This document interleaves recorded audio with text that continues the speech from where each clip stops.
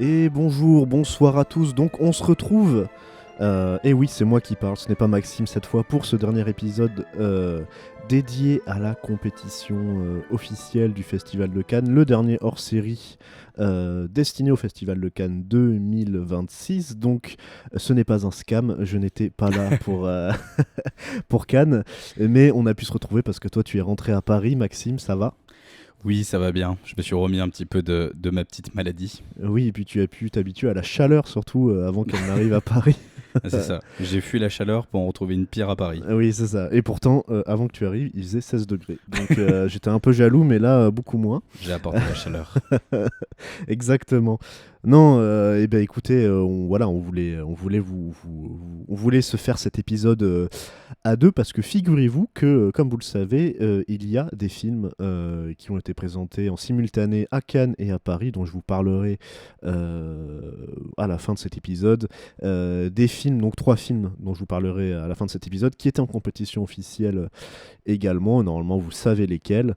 Mais avant toute chose, on voulait débuter avec le coup de cœur de Maxime, le coup de cœur absolu de ce festival de Cannes, qui sera sûrement tout en haut des films de l'année pour toi, je pense. Donc, on va parler Et de. pour d'autres personnes, je pense. Oui, je pense que ce sera le cas moi aussi, vu ce que tu m'en dis.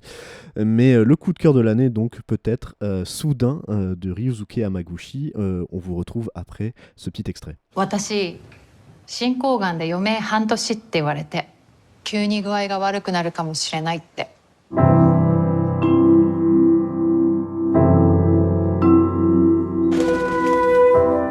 マリルフォブンあ、私もマリー。Qu'est-ce qui nous attend? Découvrons-le ensemble. Et du coup, on se retrouve après cet extrait que vous venez d'écouter, donc de Soudain de Ryusuke Hamaguchi, qui ressort un film enfin après Le Mal n'existe pas, Drive My Car et ses petites incursions chez Netflix, il me semble. Et donc, il était présenté en Je crois pas. compétition. Je crois que tu fais fausse route là.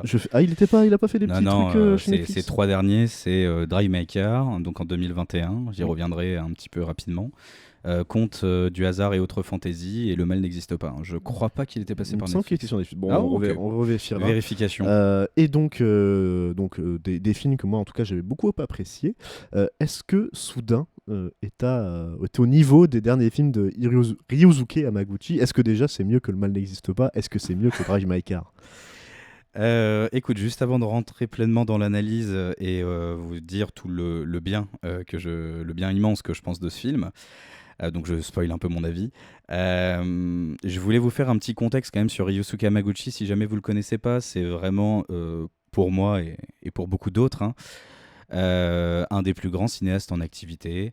Il a seulement 47 ans. Il a réalisé des films, donc on vous a dit assez majeur du cinéma contemporain. Donc on pense à l'initiatique Asako, qui était absolument sublime et qui était déjà passé par le Festival de Cannes en 2018.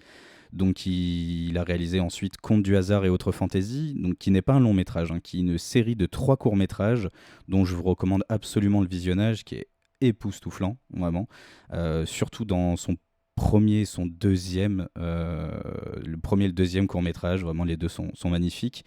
Et ensuite, effectivement, son plus connu, celui qui a eu le plus gros succès à la fois critique et populaire, Drive My Car, donc qui est honnêtement, je pense, un des films les plus fous qu'on a pu voir dans le cinéma contemporain depuis quelques années, qui avait remporté, quant à lui, le prix du scénario à Cannes en 2021 sous la présidence de Spike Lee.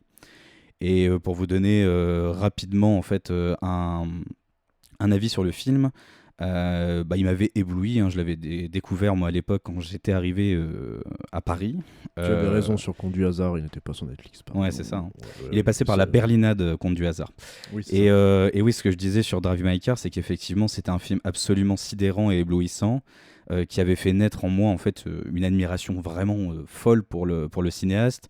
Pour vous la faire simple, c'était un film déjà assez long. Il est connu pour ses longueurs au niveau de la durée de ses films, et ça revenait sur un metteur en scène qui devait, pour surmonter son deuil, monter une pièce de Tchekhov, Oncle Vania de Tchekhov, à Hiroshima. Et la spécificité en fait de cette fameuse pièce de théâtre, c'est qu'elle se jouait en fait avec plusieurs en fait langues.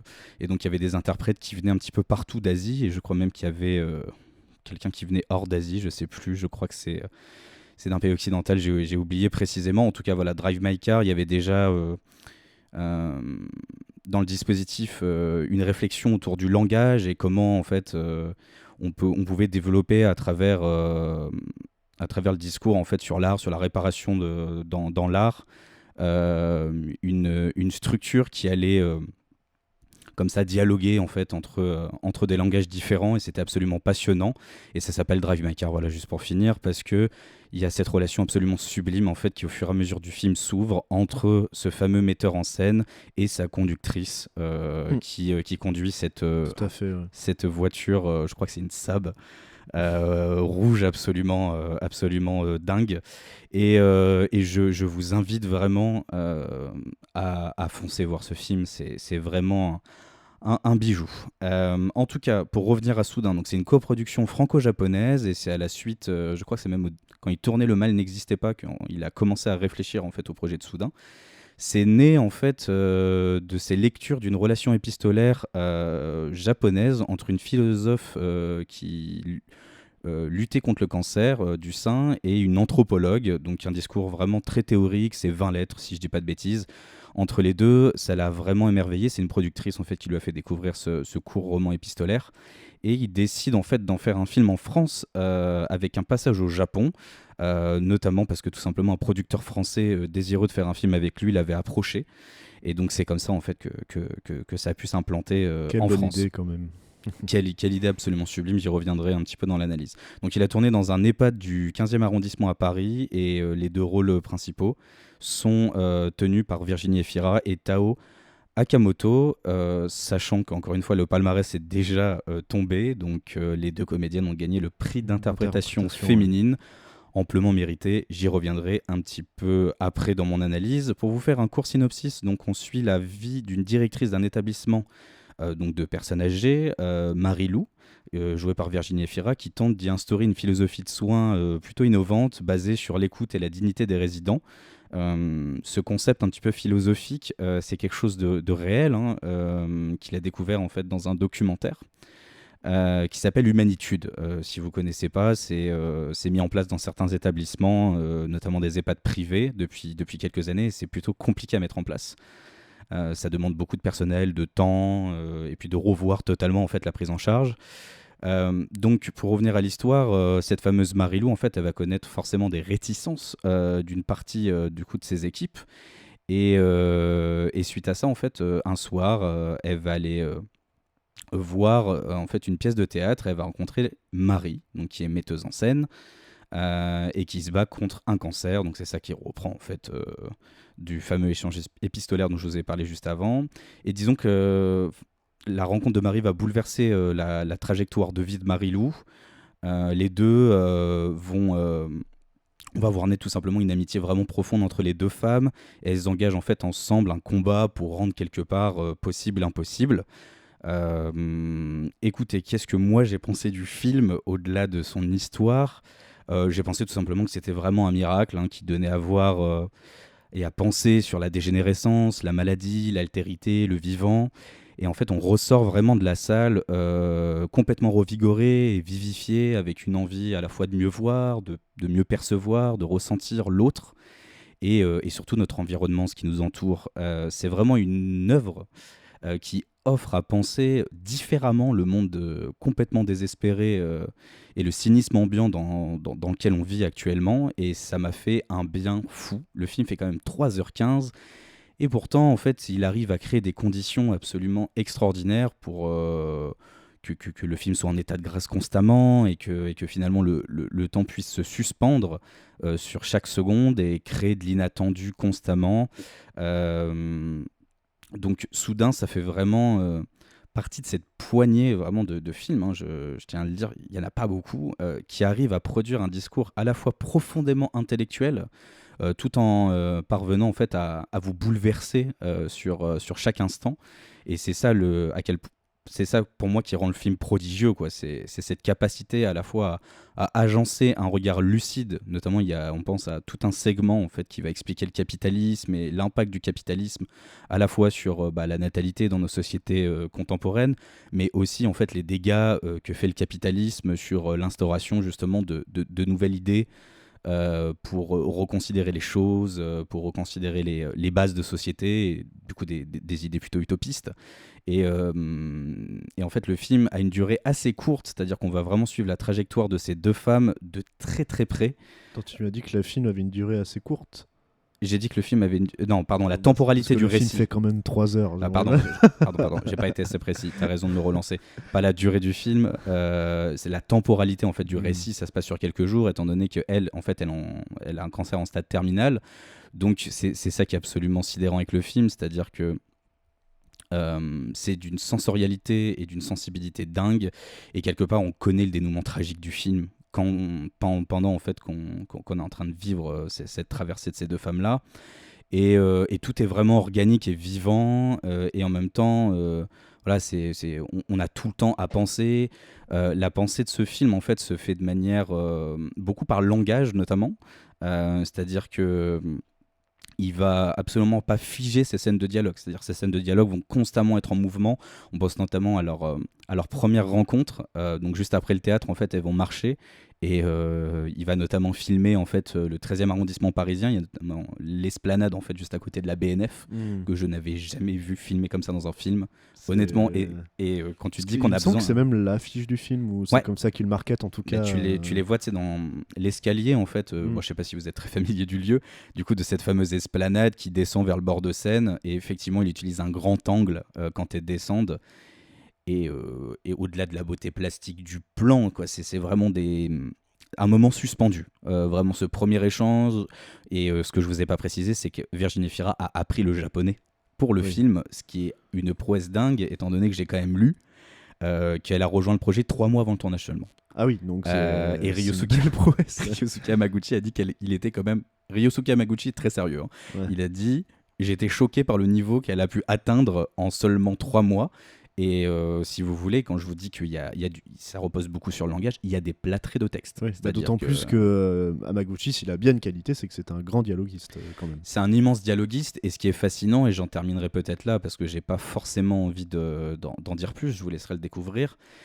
C'est que je suis tombé en fait j'étais fasciné par la manière justement dont il arrive à fluidifier et à rendre quasi organique et vivant chacune de ces scènes extrêmement intellectuelles dans le dialogue.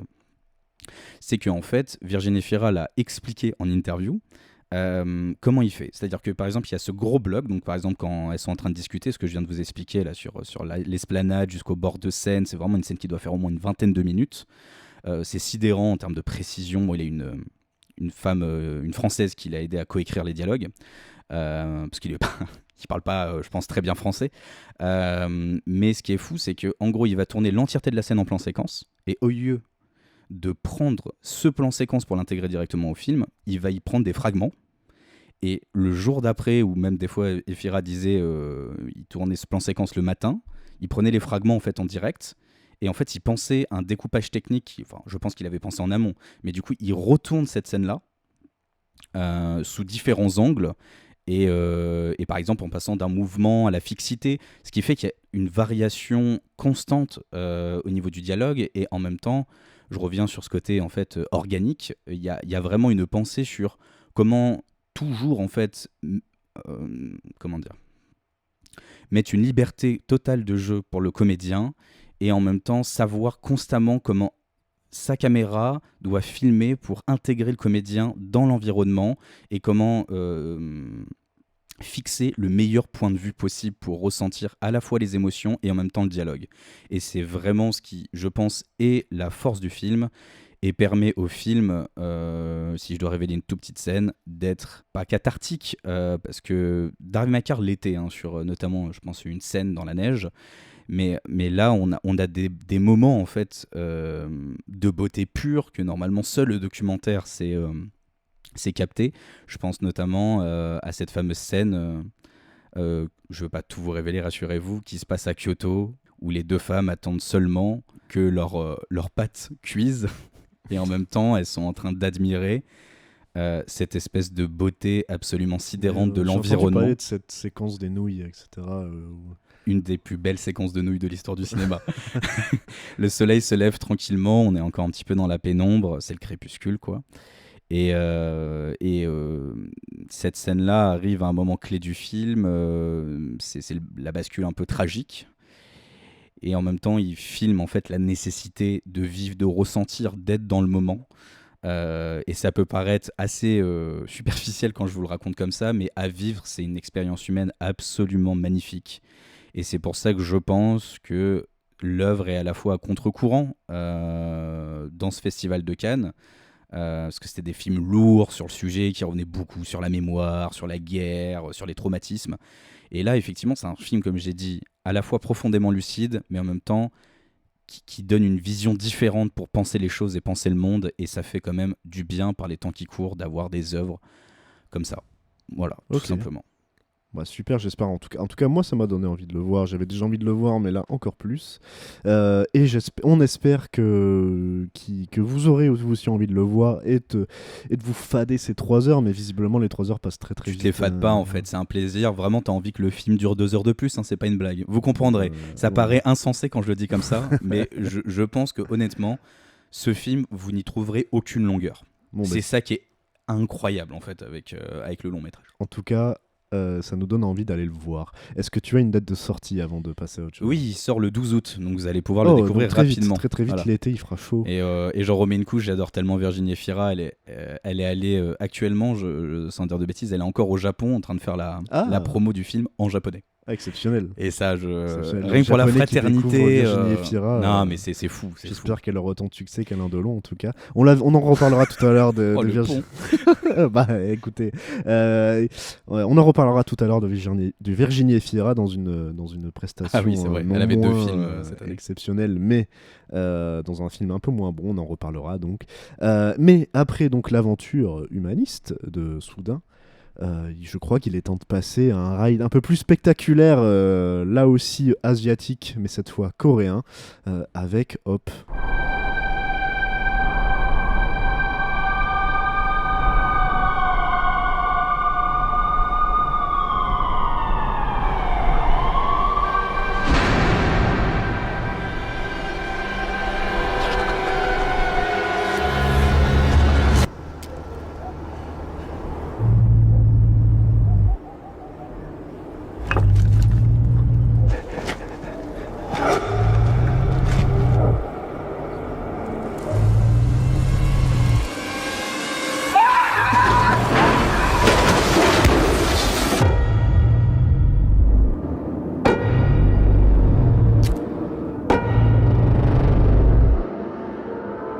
C'était donc la bande-annonce de Hope, de Naon Jing, un cinéaste donc coréen qui avait déjà fait quelques films fameux et ce film-là était particulièrement attendu. Et donc, qu'en as-tu pensé, Maxime ? Est-ce qu'il a été à la hauteur de tes attentes ? Non, malheureusement. Ok. Voilà, film suivant. Non, je rigole, bien sûr. Oui, c'était, comme beaucoup de gens, une de mes plus grosses attentes du festival. Le réalisateur, pour le coup, je le connais de réputation, mais je n'avais jamais pu voir un de ses films, sachant qu'en plus, c'est un cinéaste assez rare. C'est seulement son 4e film. Il a plus de 50 ans, hein, donc c'est un cinéaste qui sort peu de films, et c'est pour ça que ses films sont souvent des événements. Un peu, ouais. Comme qui ? Comme Victor Erice ou Erice. Oui, c'est vrai, l'espagnol. Qui a 4 films en 80. Donc pas du tout le même type de cinéma, mais effectivement... un peu comme Carax aussi en France, quoi, quelque part. Oui, c'est ça. Et oui, là, ça fait 10 ans en fait qu'il n'avait pas fait de film, tout simplement. La dernière fois qu'il était venu à Cannes, c'était en hors compète pour présenter The Strangers, qui, selon les dires de camarades critiques, parce que moi j'ai pas vu le film, est un immense long métrage horrifique, une espèce d'exorciste moderne, vraiment subjugant. Là, ce qui nous promettait en fait, avec ce fameux retour, donc avec le film Hope, c'est un mélange en fait de genres, comme la Corée du Sud a l'habitude de faire, entre action, horreur et science-fiction. Donc, ce qui est quand même à noter, c'est l'intégration de ce film en compétition officielle, sachant que le film d'action, le film de genre, ça va un peu mieux depuis quelques années. On pense depuis le labyrinthe de Pan, en réalité, il y a des ouvertures qui se créent. Mais disons que le film d'action pur, c'est quelque chose qui n'arrive jamais en compétition officielle du Festival de Cannes, hein. Il faut quand même noter. C'est-à-dire qu'on se rappelle, il y a maintenant 11 ans, d'à quel point Mad Max Fury Road avait c'est vrai, électrisé 2016. vraiment 2015, hein, 2015, si je dis ah pas de oui, bêtises. oui, Ouais, je Fury sais, Road c'est 2015. Il savait électriser la film croisette. d'ouverture.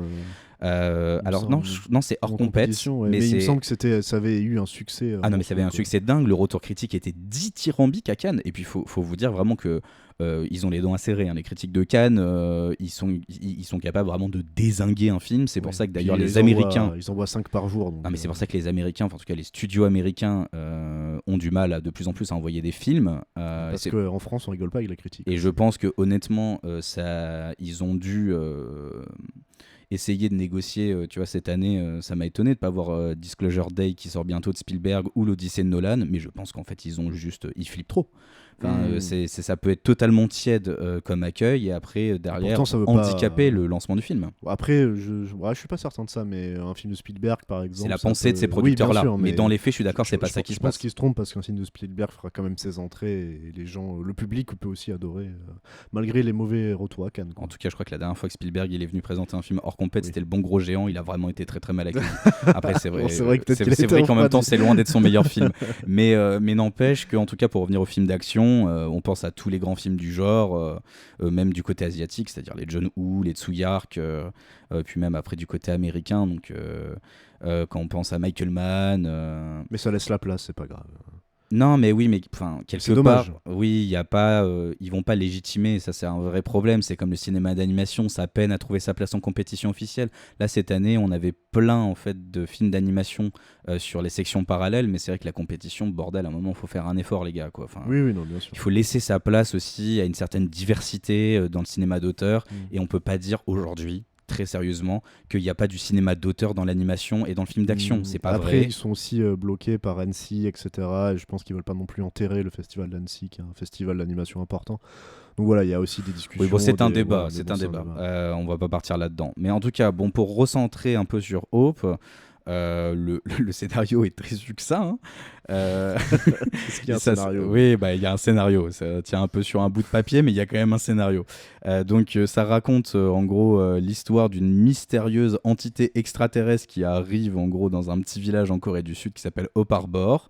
Et donc, les différents villageois, notamment, on va suivre un policier, va essayer de trouver en fait qui est-ce qui abrite en fait cette entité extraterrestre et quels sont en gros les monstres. Voilà, parce que c'est un film de monstres qui viennent en fait de sortir de leur zone et qui attaquent en fait. Le film commence d'une manière assez c'est une espèce d'horreur un peu sous-tendue. Voilà, je vais rentrer direct dans l'analyse. Donc on est en pleine campagne, on suit un policier dans une voiture, il arrive en fait à l'intersection de deux routes, rejoindre trois chasseurs, et en fait il découvre une vache lacérée d'une manière absolument ignoble sur la route.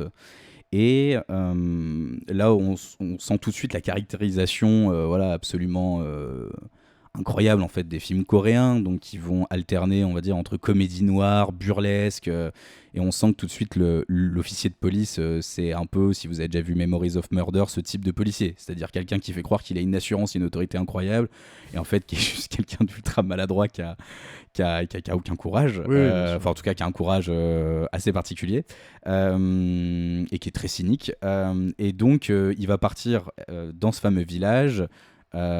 Et c'est à partir de cette entrée dans le village que le film, on va dire, commence vraiment à être pour le coup en roller coaster, tout simplement. C'est d'une prouesse et d'une maestria sur cette première partie jusqu'à les 45 minutes à peu près. Le film est d'une audace filmique absolument dingue. Il y a des procédés de mise en scène, notamment l'utilisation du grand angle donne à la fois un côté spectaculaire de grandeur, et en même temps il y a une gestion voilà, des travelling à travers. Il va vraiment faire de ce village en fait un terrain de jeu, quoi. à travers ces ruelles exiguës. Il va déplacer sa caméra comme j'avais franchement rarement vu dans le film d'action moderne. C'est absolument époustouflant. Et il va aller chercher, voilà, il va mettre sa caméra dans des endroits, je pense sur les séquences en voiture. Franchement, je n'avais jamais vu ça au cinéma quasiment. Sur ces angles qu'il trouve en fait pendant les traversées totalement spectaculaires sur les séquences de voiture. Et en même temps, il va jouer, comme à peu près tout film de monstre qui se respecte, sur la notion du hors-champ, pour faire attendre en fait l'arrivée du monstre. Un peu, Et sans vous révéler pleinement ce qui se passe, là aussi, Alien. enfin, je veux dire, le spectacle est plus qu'au rendez-vous. Le spectacle est démentiel. On est à la fois coincé dans un espèce d'effroi et on est bouche bée vraiment devant ce qui se passe. C'est absolument grandiose et en même temps on suit quand même quelqu'un qui fondamentalement, comme je vous ai dit, l'officier de police n'a aucun courage et quelqu'un qui fait tout le temps des bourdes. Voilà, on peut penser, je sais pas, par exemple, si on prend un exemple américain moderne dont on a parlé sur le podcast, c'est un DiCaprio bis dans Une bataille après l'autre. Voilà, c'est ce genre de personnage, Ok, mais d'accord. on va dire encore plus, avec encore moins de crédibilité. Ce qui est, à un moment, ils font un chasseur, le chasseur. Enfin, rien que dans l'interaction, en fait, il se fait dessus, en fait, donc, alors que le monstre est quand même encore extrêmement loin. Voilà, il y a un côté comique qui marche extrêmement bien dans le film. Et arrive le moment, que je révélerai pas totalement, je vais essayer d'arrondir un peu, de la révélation, finalement, de ce qu'est ce monstre. Et là, il y a un déluge, pardon, d'effets spéciaux numériques compliqué. Voilà, vraiment compliqué. Le film fait 30 millions et donc il lui manque quand même de l'affinage du côté des VFX. En même temps, ce qui est quand même plutôt revigorant, c'est l'esthétique de ce monstre-là, c'est-à-dire qu'on pense tout de suite, enfin en tout cas ça a été mon cas parce que j'ai cette culture-là, au jeu de Miyazaki, à From Software. Et donc il y a effectivement un côté asiatique qu'on voit pas dans la direction et dans notre direction artistique et dans le design en fait des monstres sur les films américains. Ouais, bien Et sûr. donc quelque part ça me fait penser, ce film d'ailleurs je le mets en corrélation plutôt vite durant le visionnage, je le mets en corrélation vis-à-vis de The Host de Bong Joon-ho. Et ce que je peux vous dire, c'est que malheureusement il a pas la consistance politique en fait de The Host. Et le film, après ces 45 minutes absolument flamboyantes, se perd en répétant vraiment ad nauseam ses procédés de mise en scène. Il rejoue des scènes quasi plan par plan. Il y a plus l'inventivité en fait formelle du début. Et malheureusement, le scénario, comme je vous ai dit, en fait, tient pas ses promesses. C'est quand même très creux et très vide, on va pas se mentir.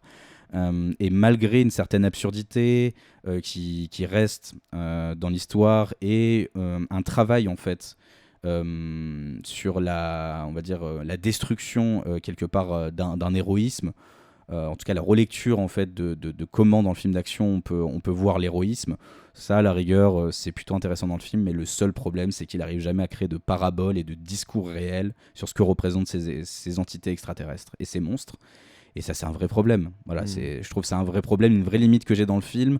Et sans vous révéler, encore une fois, ce qui va totalement se passer à la fin, il veut développer une mythologie en l'espace de 10-15 minutes dans le film.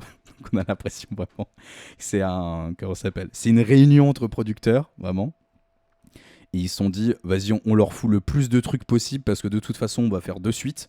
Donc là, il faut qu'ils soient au courant, plus ou moins, de qui sont ces fameux extraterrestres dont on n'a absolument pas parlé dans le récit. Et donc, c'est extrêmement vulgaire la manière dont c'est amené. Et moi, je suis totalement sorti du film. Je suis sorti du film assez ennuyé et en même temps, pas révolté, mais vraiment déçu. Parce que je trouve que ça aurait pu c'est être un par terrible rapport, gâchis. ouais, Enfin, ouais. franchement, c'est un gâchis. Les extraterrestres, tu vois, c'est intéressant. Ils sont joués que par des Américains. Ok. Tu vois. Et Oui. donc, il y a quelque chose à faire, tu vois, là-dedans, à raconter politiquement. Il n'en fait rien. Il n'en fait vraiment rien. Il y a notamment Alicia Vikander, il y a Michael Fassbender qui oui, joue quand même, les deux extraterrestres Michael Fassbender, quand même. qu'on voit le plus dans le film.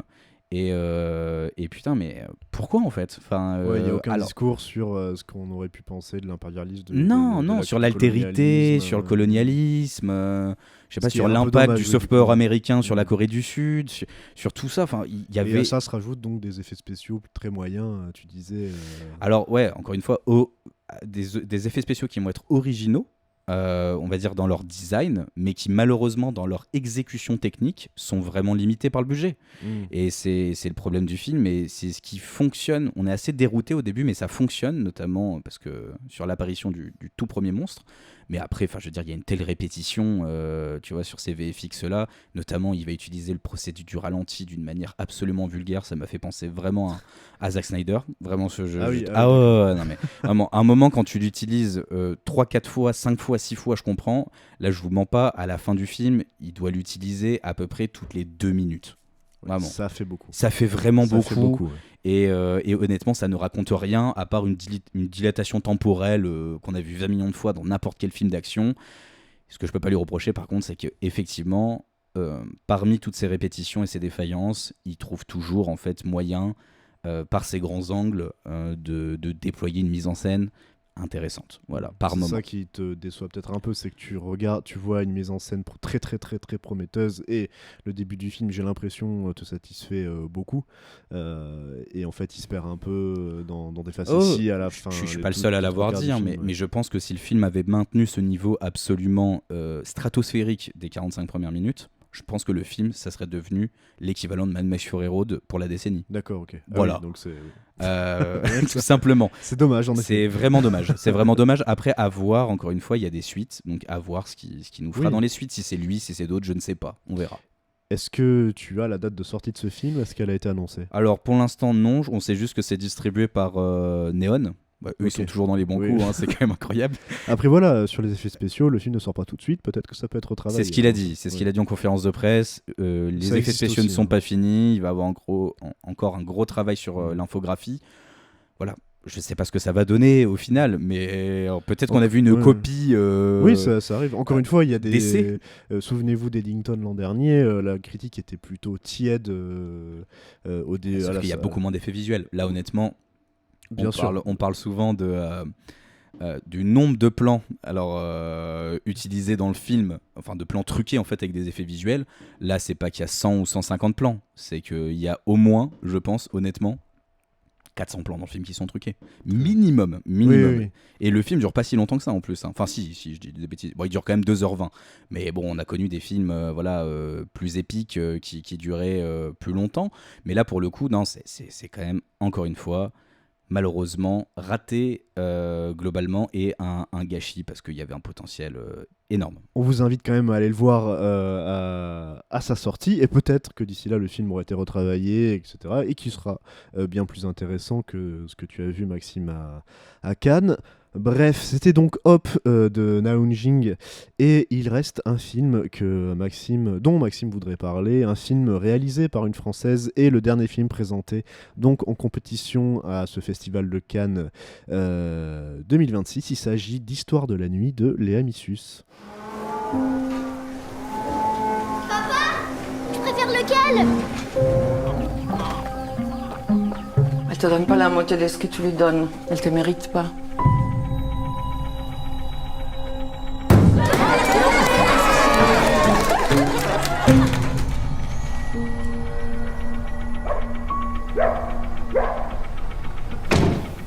Bonjour. Je peux vous aider? C'est magnifique ici.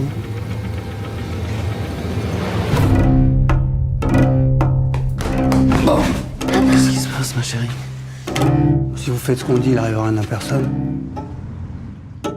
Donc vous venez d'écouter la bande-annonce d'Histoire de la nuit de Léa Missus.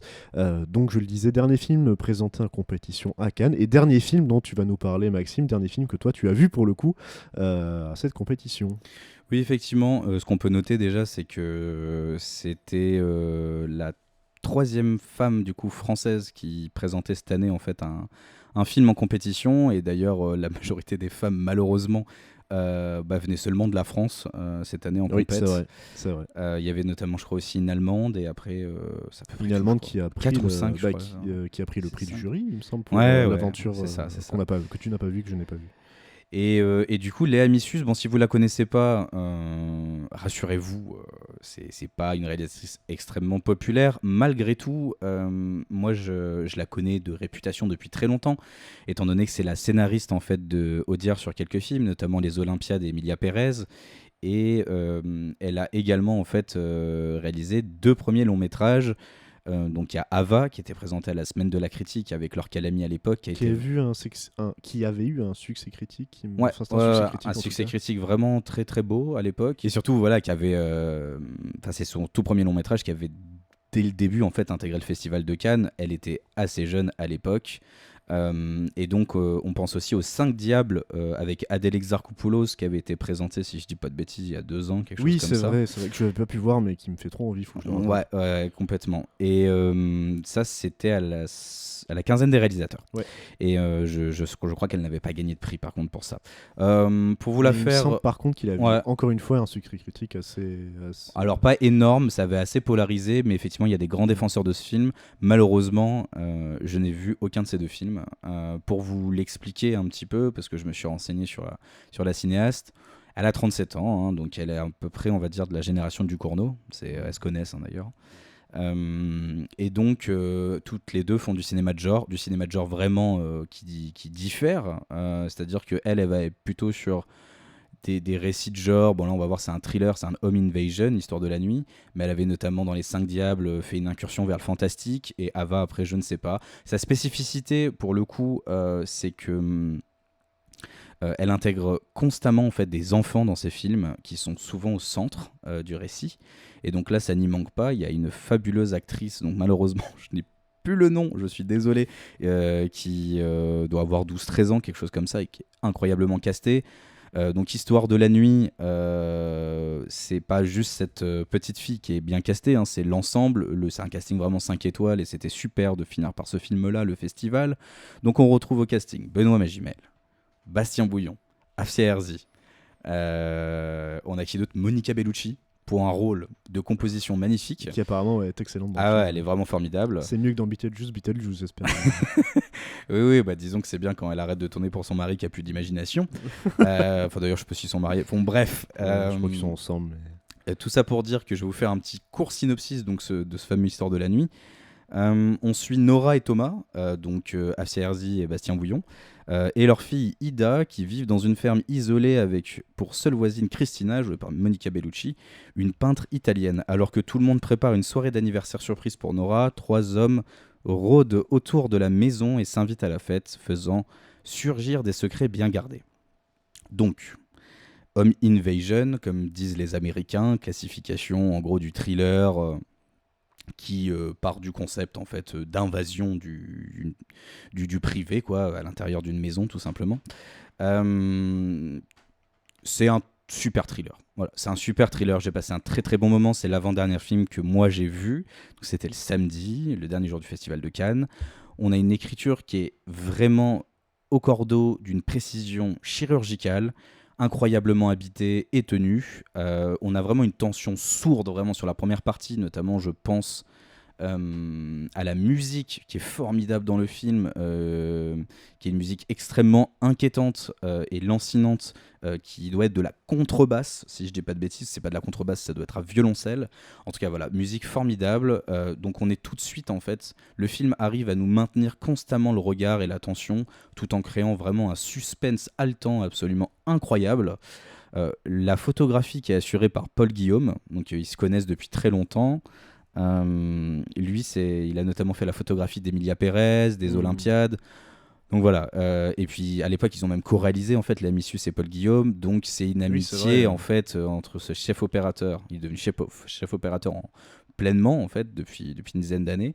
Et les Amicius, en tout cas, c'est une amitié profonde entre les deux. Et donc il y a vraiment un compagnonnage, quoi, et ça se ressent dans le film. C'est-à-dire que moi, Paul Guillaume, bon, j'avais vu les Olympiades, j'avais vu Emilia Pérez, je reconnais un travail vraiment singulier de la photo. Par contre, je veux dire, c'est pas du tout mon style de photo que j'aime. Par contre, là, dans l'Histoire de la nuit, on a entre le bleu, un peu le bleu nuit, absolument sublime. Il y a vraiment un travail sur la profondeur des bleus foncés et des noirs dans le film qui est extraordinaire. Vraiment, c'est sublime. En plus, il arrive vraiment à avoir un découpage technique ils l'ont pensé ensemble, ça se voit, c'est absolument fou dans le film, qui va créer en fait une espèce de tension en enfermant constamment les personnages, et en même temps qui va ouvrir pour faire des fois un petit peu de symbolisme. C'est léger. Il y a notamment une seule séance d'expérimentation très particulière qui, vu c'est une peintre en fait, Bellucci, à un moment part dans un délire total où elle est en train de parler, et là d'un coup c'est une séquence d'animation où on représente un petit peu les personnages et l'environnement avec des éléments issus de la peinture, quoi. Donc c'est des espèces de petits pigments comme ça qui dessinent un peu, je sais même pas comment expliquer ça, comme un espèce de battement un peu les mouvements des personnages et leur insertion un petit peu dans la maison, et qui survole d'un point de vue vraiment plutôt omniscient en fait les événements. Et c'est une respiration dans le film. Après, malheureusement, c'est un peu un des seuls moments de respiration dans le film. Le seul gros problème pour moi dans ce film, c'est qu'il est tout le temps sur des rails, quoi. C'est d'une efficacité extraordinaire, mais disons qu'on part jamais ailleurs que dans l'exécution propre en fait de ce que nous vend son concept et son scénario. Donc c'est assez attendu finalement. C'est vraiment attendu. C'est vraiment attendu, malgré le fait qu'à la fin soit vraiment, vraiment plutôt belle. Je trouve que le film peine à s'extirper un petit peu de son côté assez programmatique, quoi, dans le scénario, et ne développe pas en fait un discours pour moi assez consistant, lui permettant finalement de devenir plus vraiment un très bon thriller. Voilà, donc c'est quand même dommage. Malgré tout, je vous invite fortement à aller le voir. Toutes les performances sont remarquables dans le film. Comme je vous ai dit, elle a l'habitude de travailler avec des enfants. La petite est bouleversante dans le film. Vraiment, elle est bouleversante. Je pense notamment à Benoît Magimel, qui, encore une fois, nous régale. Benoît, quoi. Et le GOAT, tout simplement, du cinéma français. Et ça faisait plaisir, voilà, de voir malheureusement un film qui est inabouti à la fois politiquement. Les personnages, je pense, manquent aussi de consistance psychologique, mais malgré tout, voilà.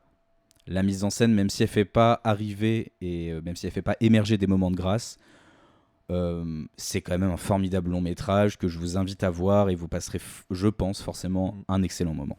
Ce qui est intéressant, c'est quand même, tu parlais de Paul Guillaume, c'est marrant comme parfois la liberté que tu peux donner à un technicien, et finalement un technicien reste quand même lié à son réalisateur, et parfois il peut mal travailler aussi parce que la volonté du réalisateur est contraire, ou alors elle va pas dans la bonne direction, ou pas dans quelque chose qui te plairait. Là, visiblement, ils s'entendent très bien, ils sont assez raccords sur ce qu'ils veulent faire. C'est plus qu'une entente, moi je pense vraiment, encore une fois, ils ont fait tous les films de Lamisus sont photographiés par Paul Guillaume, et il y a une compréhension totale en fait de l'un et l'autre, et encore une fois on voit que ce compagnonnage donne aujourd'hui, et je reprends le discours, je m'en souviens, de Sophie Grèche, de réaliser sans trucage, qui disait c'est une des plus belles photos et un des plus beaux compagnonnages en fait entre directeur de la photo et réalisatrice. Je suis d'accord, vraiment, la photographie de ce film est absolument sublime, et honnêtement j'espère qu'il gagnera un César. Eh ben, on lui souhaite. Est-ce que tu as la date de sortie ?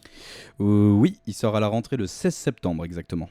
Ok, écoute, on attend ce film avec grande impatience. 16 septembre, ça arrive assez vite aussi. On vous laissera l'été, vous pourrez aller voir Soudain, et puis ensuite Histoire de la nuit. J'ai hâte aussi de voir l'affiche du film, parce que souvent les films de Lamisus, ils ont des affiches. Il y a déjà une affiche. J'arrive pas à la retrouver sur internet, mon Dieu. L'affiche, c'est une étreinte. D'ailleurs, c'est un des plus beaux moments du film.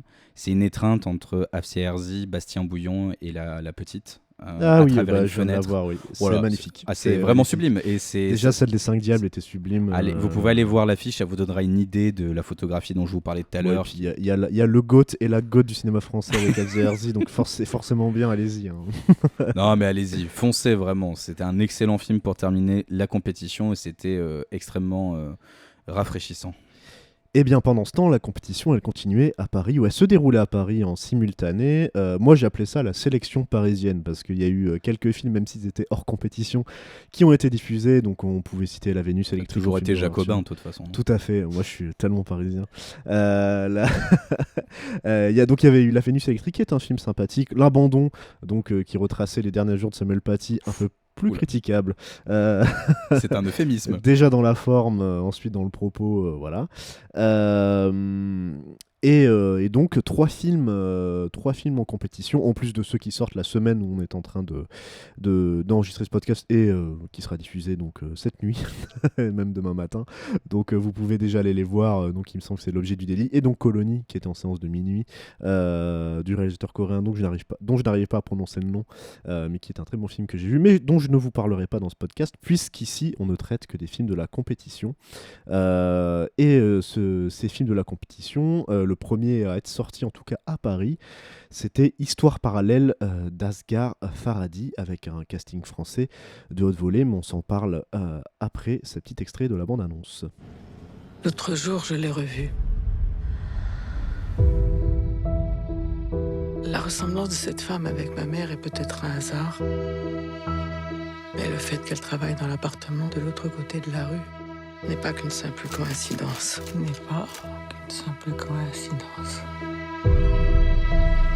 Comment tu fais pour écrire ces histoires? Comment tu les inventes? Pourquoi tu veux savoir?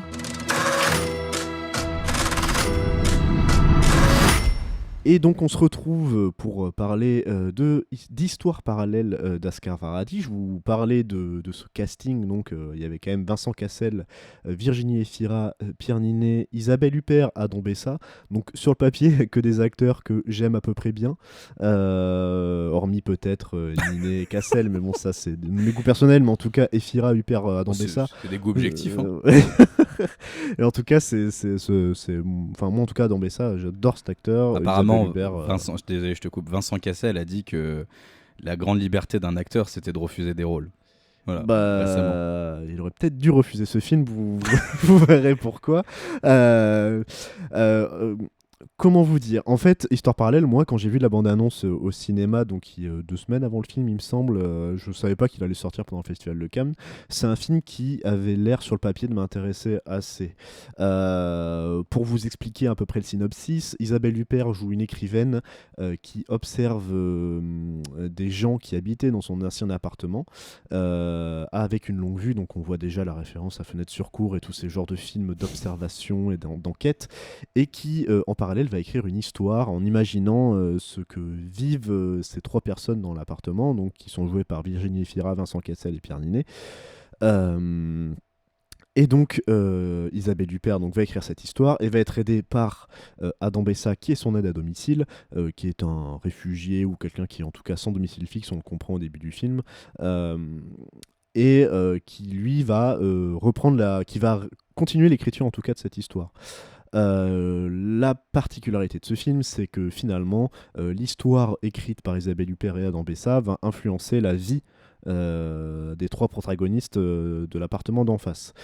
Sur le papier, l'idée est plutôt excellente. Il y a des éléments de mise en scène qui sont très empruntés au film de genre, donc on peut voir notamment le personnage de Virginie Efira qui peut apparaître comme un fantôme, le fantôme de la mère d'Isabelle Huppert. Va y avoir aussi le fantôme du père d'Isabelle Huppert, toute une histoire parallèle entre guillemets, liée aussi à la vie du personnage d'Isabelle Huppert, dont j'ai oublié le nom, vous m'excuserez. Mais voilà, et donc ces premières 45 minutes, cette première heure du film m'intéresse quand même assez. C'est très intéressant. Il nous emmène un peu dans des va-et-vient avec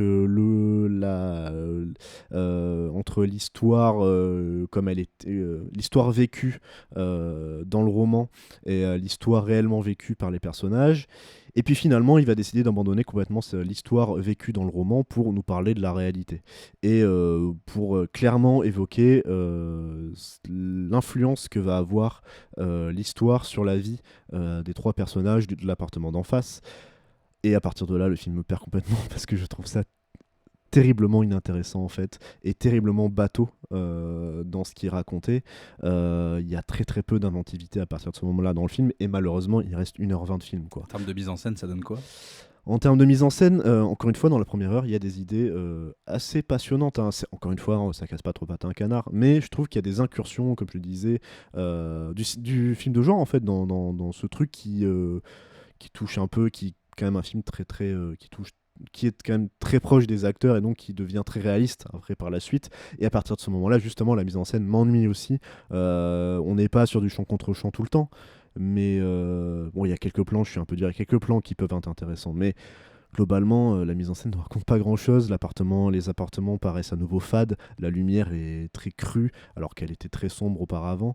Voilà, et donc on se rapproche tout simplement du réel, en fait. Les acteurs. et- Est-ce les qu'il n'y a acteurs. pas un effet d'accumulation de stars Aussi, ouais. qui vrai à que un c'est moment provoque Ouais. dans le regard l'incapacité à voir des personnages, quoi, tout simplement.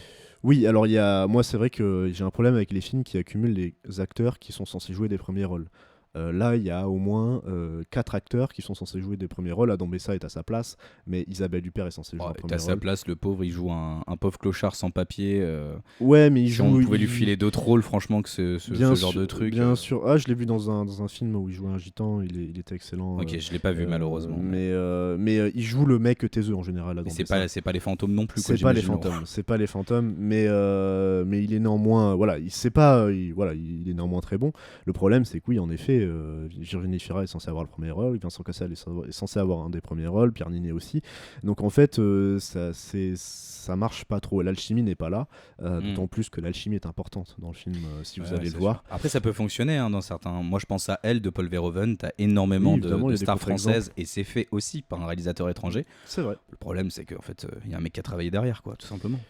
Voilà, et là le problème c'est qu'il y a une accumulation d'idées, une accumulation d'acteurs qui font tourner le film en rond. Et le problème c'est que l'histoire n'avance pas. Vraiment, moi je trouve qu'il y a un problème de scénario.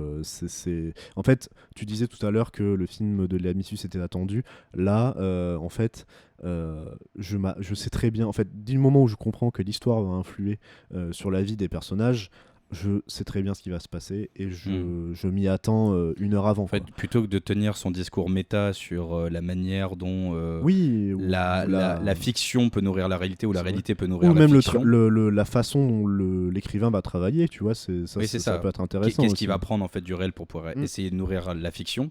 En fait, il oublie totalement cette espèce de relation théorique et j'imagine les mises en abîme qui en découlent. Bien sûr. Et presque la vie de... Raconter un drame conventionnel français. Quoi, exactement. Et le problème, c'est que presque j'aurais même pas envie de savoir ce qui se passe réellement chez ce trio d'acteurs qu'on regarde en face, parce que ce qui est intéressant au début du film, c'est aussi qu'Isabelle Huppert le personnage d'Isabelle Huppert va s'inspirer de sa vie pour en faire pour écrire son roman également. Et le fait que Adam Bessa réécrive derrière la suite du roman pourrait aussi être une idée intéressante. Sur ça, on n'a pas trop de respect, on vous spoil tout.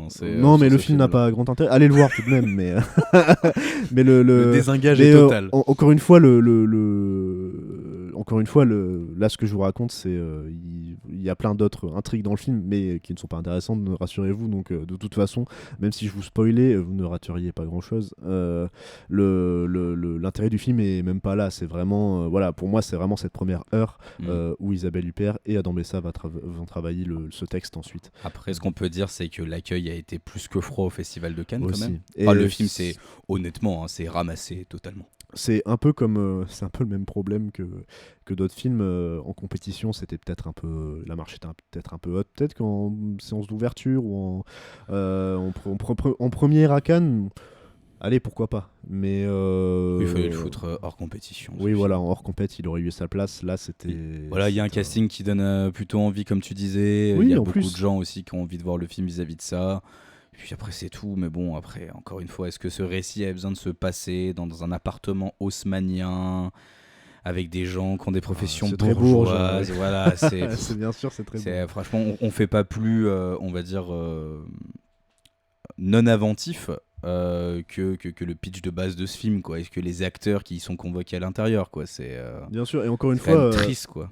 Malgré tout, moi je l'attendais assez, et c'est pour ça aussi que je suis déçu, c'est que, et je vous le dis, moi j'ai regardé ma montre au bout d'une heure. Tu veux croire au miracle aussi peut-être, mais voilà, j'ai fini sur Histoire parallèle. En tout cas, je vous encourage à aller le voir quand même. C'est toujours, il faut aller voir les films. Peut-être que vous aimerez. Faut pas toujours se fier à notre ressenti. Mais voilà. Et donc, c'est aussi l'occasion pour moi de vous parler donc du second film. Là aussi que j'attendais beaucoup du réalisateur espagnol Pedro Almodóvar, donc avec son nouveau film Autoficción, qui s'appelle aussi Noël amer en version originale, et dont je vais vous parler tout de suite après que Maxime vous ait mis le petit générique. Creo que terminó el guión. ¿Estás contento? Creo que se queda un poco corto, le falta algo, no sé. Pero siempre dices lo mismo cuando terminas de escribir, ¿no? 5 años que no hago una película. No me ha salido nada que me arrebate. Soy incapaz de concentrarme. Solo puedo escribir de lo inmediato. Va a ser muy confesional. Trataré de que sea lo menos posible. ¿Qué significa lo del culto? Directora de culto. ¿Perteneces a alguna secta? Hay un personaje que se parece a ti. Pero no eres tú. Me gusta inspirarte. Voilà, donc de retour après l'écoute de ce générique du nouveau film de Pedro Almodovar, encore un film. Bande-annonce. La bande-annonce, oui, le générique, n'importe quoi.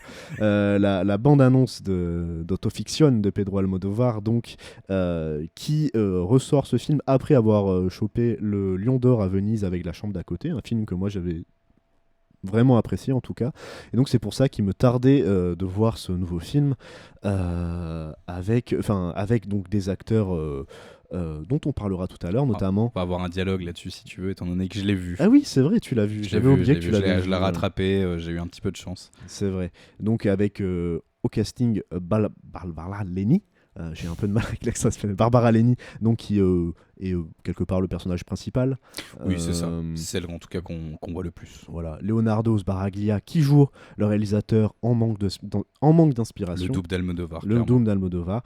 Et Victoria Luengo, dont on reparlera dans le prochain film, qui joue une amie de Barbara Leni dans l'histoire de ce réalisateur. Pour vous faire un peu le pitch du film, Leonardo donc Sbaraglia, encore une fois désolé, j'ai oublié le prénom du personnage, joue ce réalisateur en manque d'inspiration, et il va s'inspirer, comme il est en manque d'inspiration, il va regarder ce que vivent ses amis autour de lui pour écrire et essayer de trouver des intrigues à son nouveau scénario, et donc de mettre en scène ses personnages. C'est un film, je vous l'ai dit, que j'attendais beaucoup. Déjà, ce qu'il faut dire, je pense que tu es d'accord avec moi, Maxime, sur la mise en scène et sur les costumes, sur le regard apporté au film, et sur les décors, le soin apporté au décor, ça reste du Almodovar, c'est-à-dire que c'est quasiment parfait. Oui, bon, finalement, après, c'est le minimum de ce qu'on attend d'un Almodovar, parce que bon, ça reste un cinéaste absolument majeur et un emblème de la culture espagnole. Et pour avoir vu une dizaine de ses films, effectivement, esthétiquement, on retrouve effectivement la patte Almodovar. Il y a des séquences absolument fabuleuses. Hein. On pense au moins, oui, à le chant. Une séquence notamment qui conclut le film.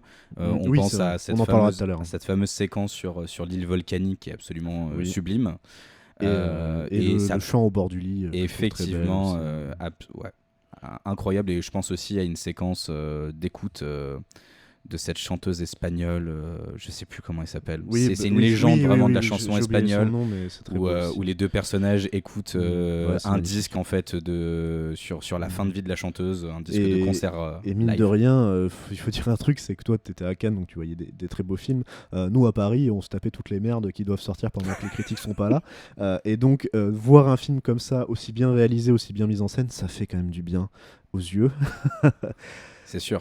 Malgré tout, encore une fois, tu me diras ce que t'en penses. Moi, j'ai été un peu... il m'a laissé un peu sur la fin. Pourquoi ? Parce qu'en fait, le film ne va quasiment raconter... ne va filmer quasiment uniquement l'histoire qu'écrit ce réalisateur. Bon, pas uniquement. Mais disons que quasiment au moins 70% est consacré effectivement. 20%, ouais, c'est vrai que la dernière séquence, c'est quand même une bonne demi-heure. Même sur la première heure, je trouve que le film fait 2-3 allers-retours quand même. Mais c'est quand même la majeure partie des séquences. Effectivement. Voilà. Ce qui pour moi est un peu un problème, parce que je trouve les histoires un peu inintéressantes. C'est-à-dire que, encore une fois, le scénario n'est pas très bon, et c'est normal, le réalisateur n'arrive pas et patine un peu pour écrire son histoire. Et voilà, et c'est cette histoire qu'on nous montre. Alors encore une fois, il y a des séquences absolument merveilleuses qui nous divertissent, et ce qui en fait un film pas mauvais, voilà. Mais en fait, je m'ennuie un peu pendant qu'il me raconte l'histoire de ces personnages. J'ai du mal à m'attacher aussi à ces personnages qui pourtant pourraient être intéressants, et c'est d'autant plus frustrant que tu parlais de la dernière séquence qui était magnifique, et cette dernière séquence, sans vous spoiler, est en effet exceptionnel, moi je trouve. Garde vraiment le plaisir de découverte pour l'auditeur. Bien sûr, mais je vous dis que cette séquence, en fait, pour moi, je me dis, là le film démarre, je crois que là je vais commencer à avoir un grand film, Et en fait, c'est la fin du film. Oui, mais Et- encore une fois, on en a parlé tous les deux en off. Le film est là, je pense, pour te frustrer à la fin. Pour te faire peut-être, ressentir quelque part aussi le point de vue de ce cinéaste qui est vraiment au point mort, quoi, tout simplement dans sa carrière, qui Bien n'arrive sûr. pas à la relancer et qui, c'est pour ça que je vous disais que c'était le double d'Almodovar. Le film s'appelle Autofiction, mais il pourrait s'appeler aussi Autocritique parce que C'est vrai. je trouve qu'il y a vraiment une lucidité avec laquelle il essaye d'analyser finalement ce que c'est d'être un auteur culte, reconnu, à renommée internationale et comment essayer en fait de penser sa carrière dans la continuité, dans l'arrivée en fait aussi d'une certaine vieillesse qui, de manière Mais il dit Almodovar qu'il fait des forcée- films pour ne pas mourir. Oui, c'est ça. Oui, mais il a dit qu'il n'était pas du tout là pour conclure encore sa filmographie. Oui, aussi. Et ça, j'ai trouvé ça plutôt beau. Mais voilà, en tout cas, il y a, comme je vous disais, on comprend ce réalisateur qui est en panne d'inspiration et qui en même temps a foncièrement pas envie de se répéter, de devenir cette espèce d'artiste croulant qui répète de manière absolument insistante et en manque de création en fait des thématiques et une vision qu'il a déjà développée avec beaucoup plus de vigueur et d'énergie et de passion et de talent en fait dans sa jeunesse et qui là se retrouve effectivement totalement bloqué. Et donc je pense que c'est assez courageux et c'est un exercice plutôt intéressant finalement pour Almodovar de se lancer là-dedans. Le problème, c'est qu'il en fait quelque chose effectivement de personnel, mais il y prend pas beaucoup de risques là-dedans, je trouve. Non, c'est vrai. Et notamment, je vous envoie à, si vous l'avez jamais vu, Douleur et gloire, qui pour le coup est son film, je trouve encore plus que celui-là, le plus autobiographique et qui était absolument bouleversant et qui avait des personnages absolument fascinants. Et comme vous a dit Maxence, bon, les personnages, même dans sa fiction, on retrouve finalement des thématiques liées au cinéma de Pedro Almodovar dans ce film, dans le film, mais il nous raconte pas des choses voilà, qu'on n'a jamais vues, quoi. On pense notamment, moi j'adore ce personnage de pompier stripteaseur. Oui, il est marrant. Il est formidable. Il y a des traits d'humour. Hein, voilà, dans mais film. le problème, c'est qu'il est quasiment jamais développé en Oui, réalité. bah, Et on l'oublie à partir de la première demi-heure voilà. du film. Et ce qui est très intéressant, c'est que finalement, il va, pour se relancer, en fait, ce cinéaste, il va imaginer son double dans la fiction que lui-même écrit. Donc en fait, on a trois strates, si on réfléchit, entre Almodovar, le réalisateur et en fait cette réalisatrice de publicité qui a réalisé du coup deux films cultes. Et à un moment d'ailleurs sur le lit, il y a cet échange que j'adore. Oui, qui est marrant. Qu'est-ce que c'est qu'un film culte? Qu'est-ce que c'est qu'un film culte? Généralement, c'est un film qui a totalement bidé, qui n'a pas du tout fonctionné, mais il y a dont les gens parlent. mais dont une infime minorité en fait a décidé de l'élever au rang de culte. Et c'est la définition, c'est totalement ça, hein, c'est vrai. Hein. On l'oublie des fois parce qu'on dit film culte, on a l'impression que c'est film qui a eu un succès, qui est devenu quelque chose d'important et de populaire pour une génération. Mais non, c'est pas ça. Mais c'est ça qui est intéressant, c'est qu'il a un vrai regard en plus sur le cinéma et sur bon, c'est pas de Almodovar, mais sur le cinéma et sur ce qu'il fait lui aussi. Et en fait, ça devient un peu frustrant encore une fois parce que ça se perd un peu dans ça se perd un peu. Film. Ça se perd un peu dans l'établissement effectivement théorique du réalisateur bloqué qu'Almodovar, qui en fait va fantasmer une femme, on va dire, plus jeune, qui retourne, elle, dans la création après avoir fait quelque part une espèce de digression un peu stérile, en fait, au sein du grand capitalisme, pour la faire simple. Et effectivement, le récit dit rien de plus. Après, effectivement, des bonnes idées, toujours, je trouve, si on doit parler de mise en scène, notamment quand il recommence à chaque fois l'écriture. Voilà, c'est une espèce de sous-titres en fait. Et c'est ce qui est frustrant aussi, c'est que parfois... Qui recrée, pardon, je vais aller juste au bout de ça, qui recrée les touches absolument revigorantes de l'ordinateur, quoi, de la manière dont il tape. Et d'ailleurs, c'est traduit en français quand tu regardes le film, et c'est absolument sublime. Voilà, il y a un travail sur le rouge, sur le jaune dans le film, sur les noirs. Le rouge chez Almodovar. Voilà, non, mais c'est quelque chose qu'on retrouve effectivement. On retrouve du Almodovar.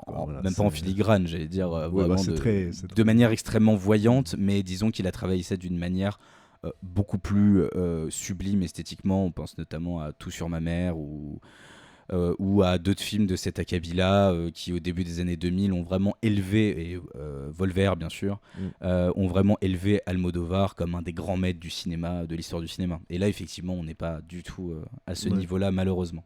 Et ce qui est dommage aussi, c'est que du coup, moi j'ai l'impression que les moments où il retrouve un peu l'inspiration, enfin ce réalisateur retrouve l'inspiration, est presque plus intéressant dans sa façon de raconter la création que la création en elle-même. Et donc c'est ce que je trouve un peu dommage dans le film. Mais allez voir Autofiction, vous ne serez pas déçus tout de même, ça reste un film très très correct et très sympa à voir, vous ne vous ennuierez pas, loin de là. Au contraire. C'est un Almodovar mineur, mais qui reste quand même assez... Un Almodovar, voilà. Almodovar. Non, en tout cas, c'est un film d'Almodovar qui est chaud, mineur. Ouais, il est tard, on est désolé.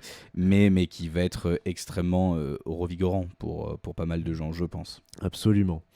Et bien pour conclure, un autre film d'un réalisateur espagnol, celui de Sorogoyen, L'être aimé, le film qui est sorti entre les deux derniers dont je viens de vous parler. Il me semble qu'il est sorti le samedi 22 mai, à ces enfin vers cette date-là en tout cas. Il était présenté en fait ce jour du 22 mai, et en même temps simultané il est sorti dans toutes les salles en France. Voilà, exactement. Donc L'être aimé de Sorogoyen, dont on va vous présenter la bande-annonce tout de suite. Hola. ¿Cómo estás? ¿Qué tal? Bien, ¿y tú? Hace muchos años, ¿no? 13 años. Bueno, la película se llama Desierto. Y que me encantaría que fueras parte de ella y que fueras el personaje de Gabriela. Vale, corta. ¿La gente de la peli sabe que eres mi padre o qué sabe? Pero vamos, eso no va a ser nunca un problema, Emilia. Bueno, para mí sí, quizás. Donc de retour après cette bande-annonce, Sorogoyen, donc L'être aimé. Pourquoi j'ai choisi de vous parler de ce film en dernier ? Bien, tout simplement parce que c'est le film que j'ai le plus aimé, des trois en tout cas. C'est un film qui va raconter l'histoire d'une relation entre un père et sa fille. Un père joué par Javier Bardem et sa fille, donc Victoria Luengo, qu'on voyait déjà dans Autofiction. Et donc deux acteurs qui sont absolument... admirable dans ce film magnifique. Ce père est donc un réalisateur que l'on sait, en tout cas que l'on comprend, violent. En tout cas, il fut violent, il a eu des frasques, en tout cas à minima dans sa jeunesse, voire un peu plus. Et Victoria Luengo donc, joue sa fille qui ne l'a pas vue depuis 13 ans. Non, pardon, 17 ans. Et donc, Martinez, cette fois j'ai retrouvé le nom de ce personnage, le réalisateur, décide pour son nouveau film d'inviter sa fille à jouer un des personnages principaux de son film, pour quelque part, on le comprend, renouer avec elle. D'où le fameux parallèle sur valeur sentimentale de Joaquin parallèle, voilà. Cela dit, c'est un parallèle lointain, parce que d'autres l'ont déjà dit, mais dans Valeurs sentimentales, le tournage n'est pas au centre du film. Là, ici, ça se passe sur le tournage, et les relations entre le père et sa fille vont évoluer au gré du tournage. Le film,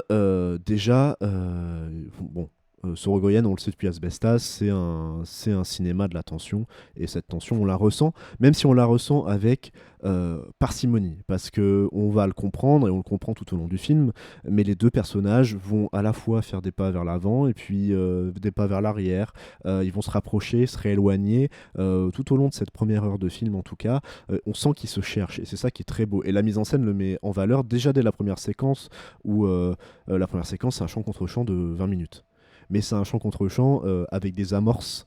On m'a dit qu'elle était d'une maestria absolument. Oui, c'est des amorces extrêmement bien choisies. Ça fait écho à la scène magistrale d'ouverture d'Asbestas aussi. Voilà, je sais pas si tu t'en souviens, entre Denis Ménochet dans un bar. Oui, c'est ça. Ben là, on est sur un level de chant contre chant que moi j'avais très peu vu au cinéma en tout cas.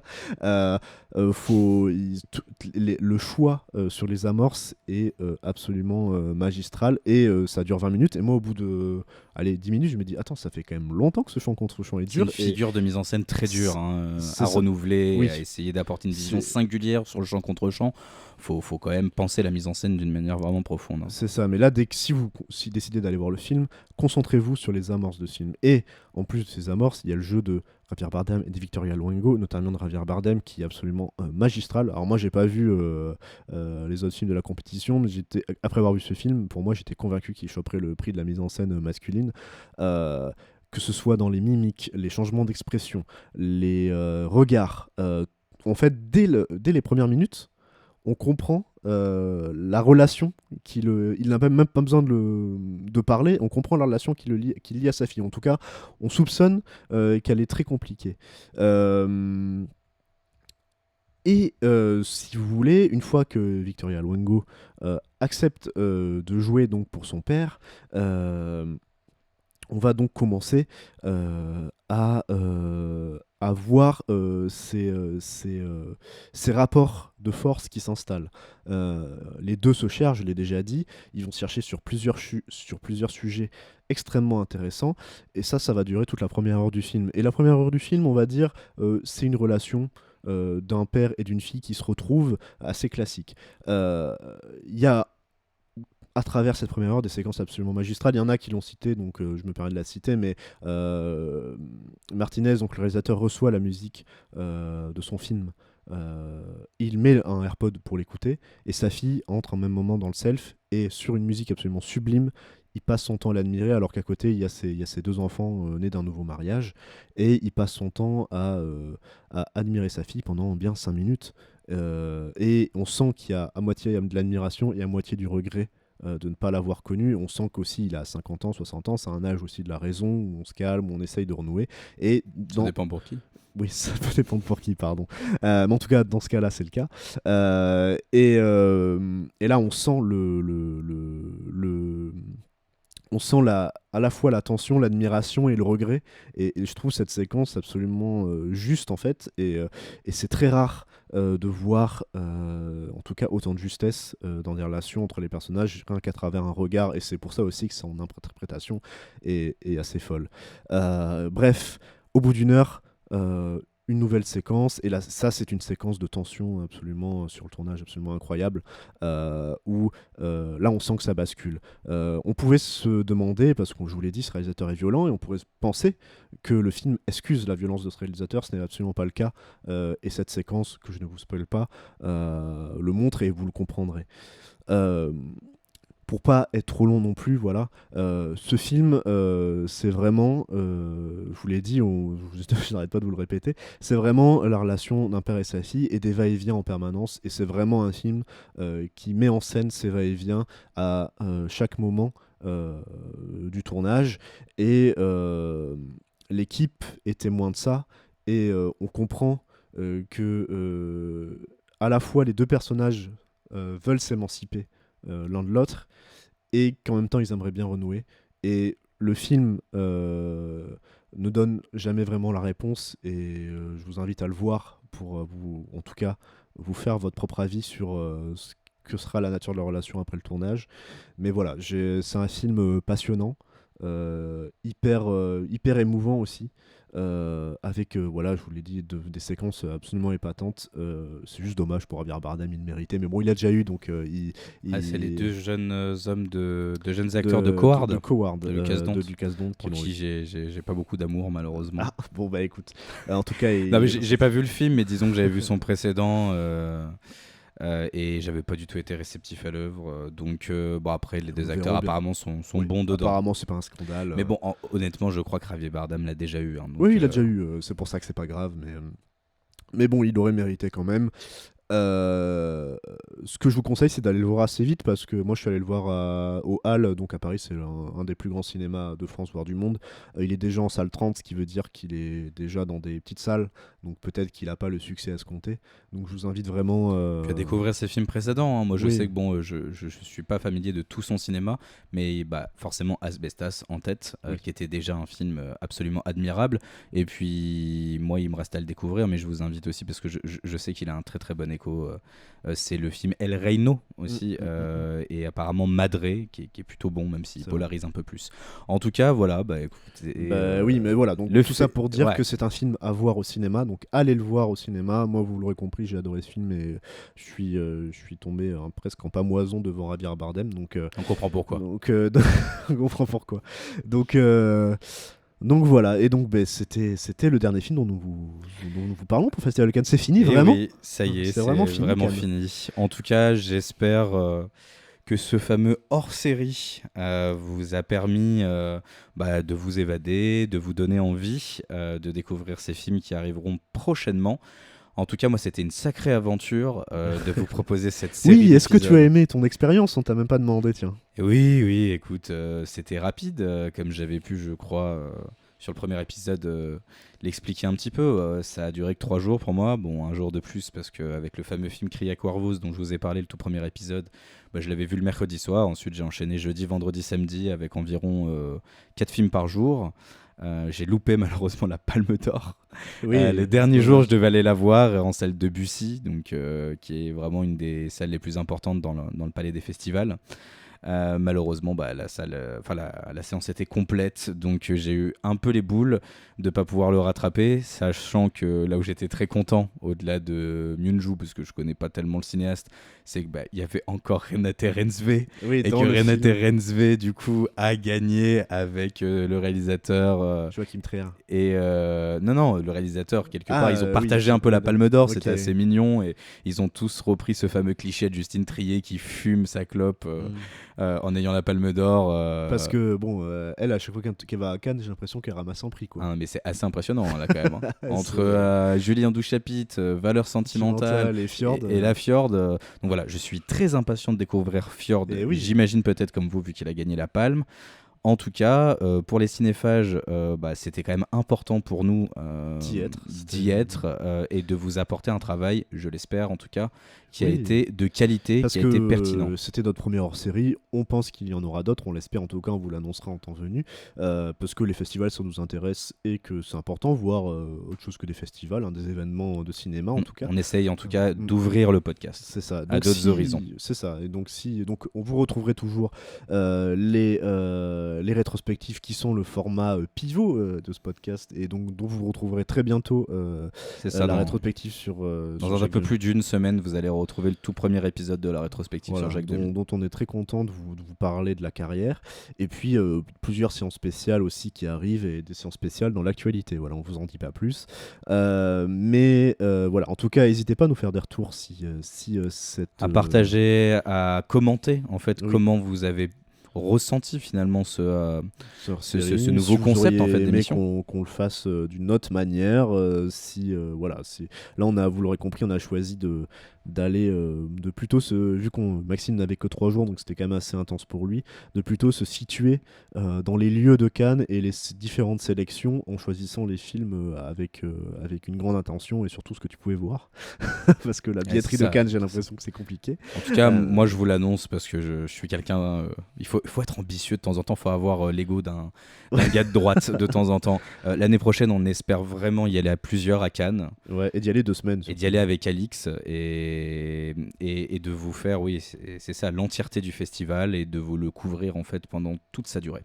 Oui. Donc voilà, c'est vraiment le but pour nous. C'était une répétition. C'était un premier essai, on espère qu'il a été concluant. Si 2027 on n'est pas mort sous les bombes nucléaires, normalement on vous fait ça. et dites-vous que l'année prochaine, pour marquer le coup, c'est important, je pense, d'y aller à plusieurs. Parce que c'est le 80e festival de Cannes l'année prochaine. Oui, c'est vrai. Donc on attend beaucoup la sélection officielle. Titi, si tu nous entends pas, mais c'est pas grave. Il n'y a aucun monde où il nous entend. Il n'y a aucun monde où il nous entend. T'as intérêt d'avoir une sélection béton l'année prochaine, d'avoir une sélection digne de ce nom. En tout cas, on l'attend tous. C'est vrai. Et toutes. C'est vrai. En tout cas, sur ces belles paroles, en tout cas, on vous laisse avec ce dernier épisode, et puis on se retrouve, on vous l'a dit, dans 1 semaine et demie pour le premier épisode sur Jake Demy. Bisous. Ciao.